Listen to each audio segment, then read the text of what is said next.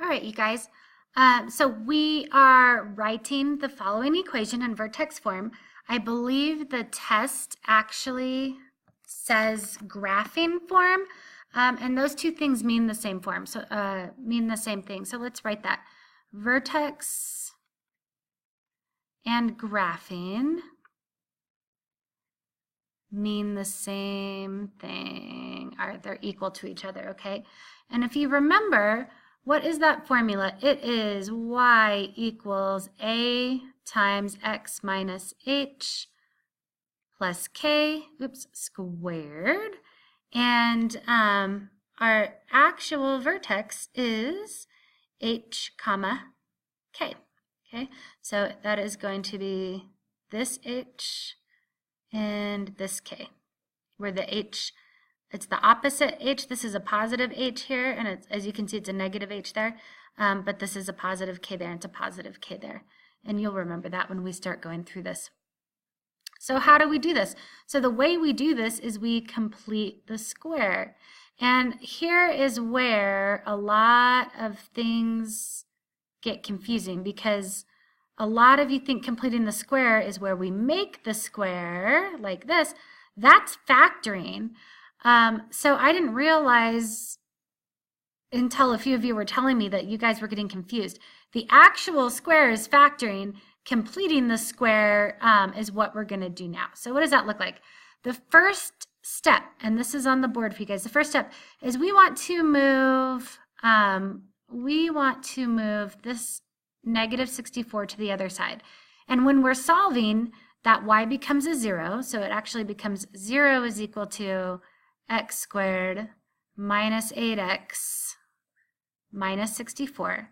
So that when we do move that, see that, and this is actually the y-intercept also, you guys, when we do move that to the other side,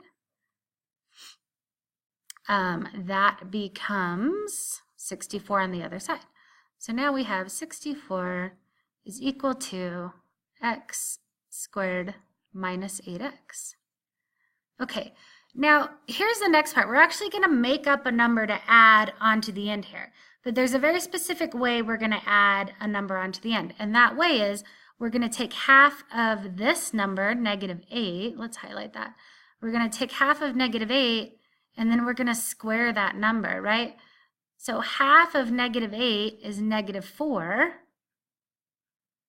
And we're going to square that, okay? And it'll always end up being a positive number, because even a negative number squared is a positive number. But what we do to one side, we have to do to the other side. So if I'm going to add that, and you guys, that's the same as just adding 16, right? Negative 4 times negative 4 is positive 16. I'm going to add 16. Then I have to add 16 also to the other side. Okay, so 16 plus 64, that is 80. Is equal to, and I have x squared minus 8x plus 16. Okay, now here I want to turn this into a perfect square, and the way I do that is now I'm going to factor this. Okay, so I'm looking for two numbers that add up to be negative 8, right? And because this is 1, I can do this little shortcut here. I'm looking for two numbers that add up to be negative 8 and multiply together to be positive 16. And guess what those two numbers are, you guys? Negative 4 and negative 4. Those numbers are half of that negative 8.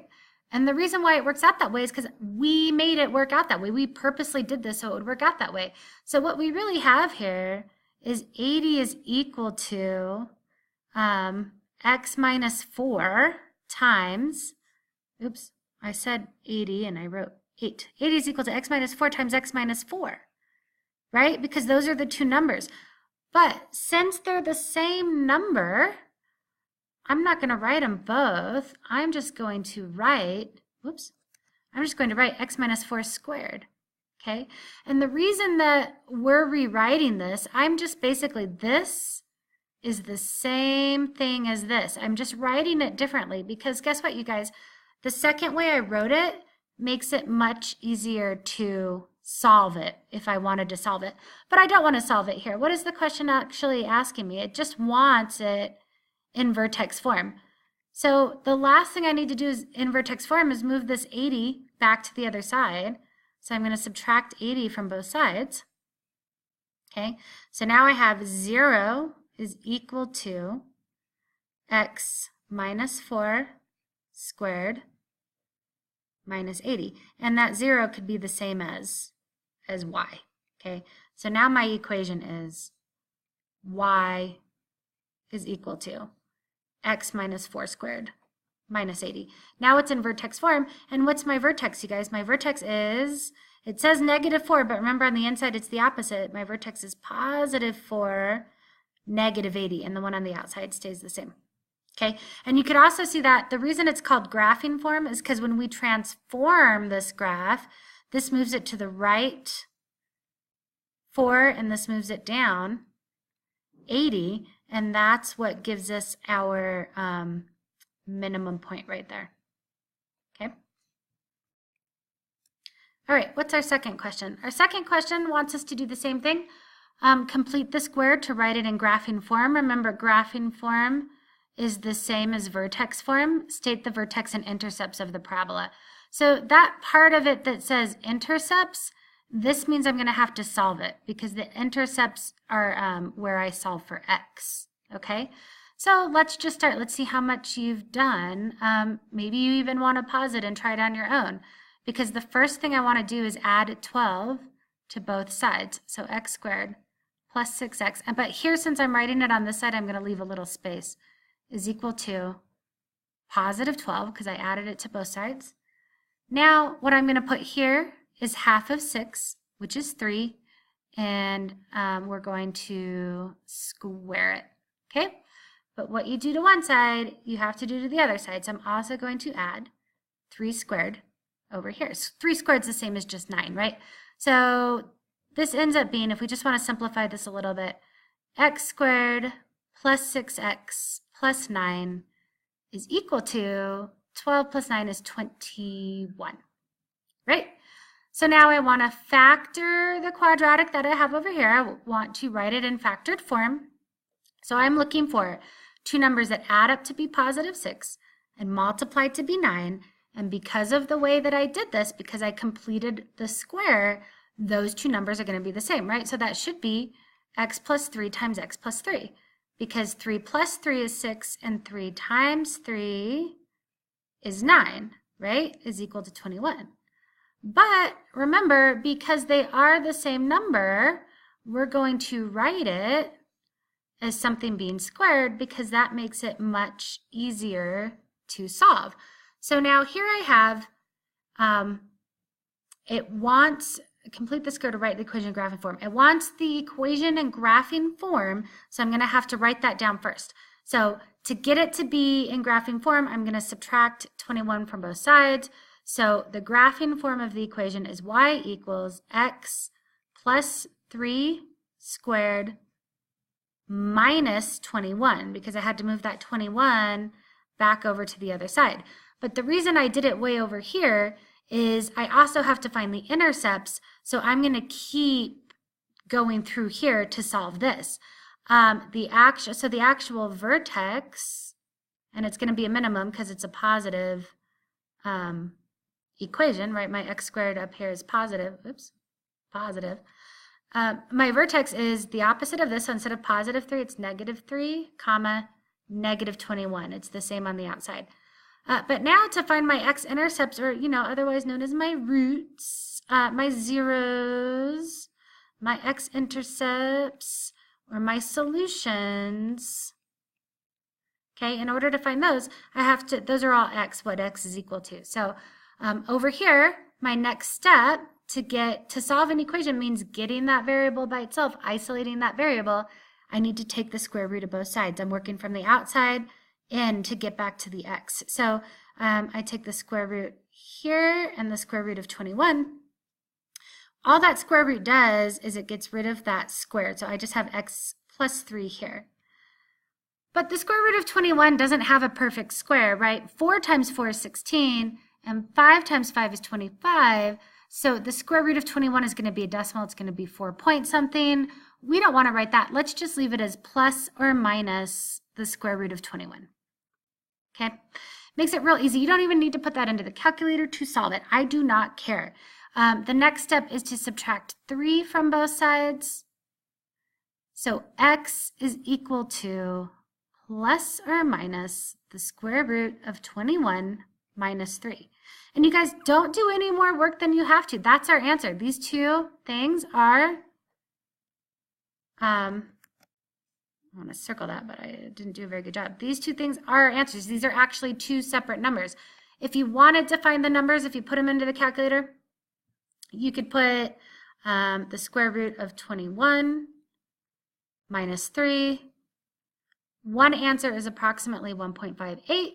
And then the other thing we're going to do is minus the square root. So we're going to do the whole thing, but we're going to make it minus, right? Plus or minus the square root of 21. Make sure that the minus 3, if you're using a new calculator, is outside, out from under the square root. Minus 3 is equal to negative 7.58. But I really don't care about those decimals.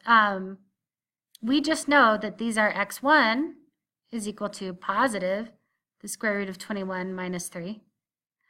And x2, it crosses twice, crosses the axis twice, is negative square root 21 minus 3. Okay? All right. Next question. Find the solution to the systems of equations below. So in order to find the solution to a systems of equations, we need to find where are they going to intersect. And check this out, you guys. This first one, this yellow one, that's a quadratic, a positive quadratic. And this bottom one, this blue one, that's just a linear equation. Nothing's being squared. It's just a linear equation. So basically what we're going to have, if you were to graph these two, you'd have a parabola and you would have a line. And maybe the line crosses twice. Maybe you have two answers. But also maybe it just hits the parabola one time. And then you just have one answer. We don't know yet. Let's see what happens. The first way I'm going to do this is this blue one. I'm going to solve for y. Okay, so let's get them. If we can get them both equal to y, it makes it a little bit easier. So the bottom one is going to be, if I add 2 x's to both sides, y equals 2x positive 2x minus 2, or negative 2 plus 2x. Either way you do it. Now I have them both equal to y, so I'm going to set, this is the blue equation, right? I'm going to say 2x minus 2 is equal to, and since the yellow equation is also equal to y, is equal to x squared minus 2x plus 2. Now this is a quadratic equation. So what I want to do is I want to get everything on one side and 0 on the other side. So what I'm going to do is I'm going to add 2 and subtract 2x at the same time. I can only take the x's away from other x's, right, like terms, and I can only add my number to the number, only combine like terms. On this side I now have 0 is equal to x squared minus 4x, because negative 2x minus 2x is minus 4x, and then plus 4.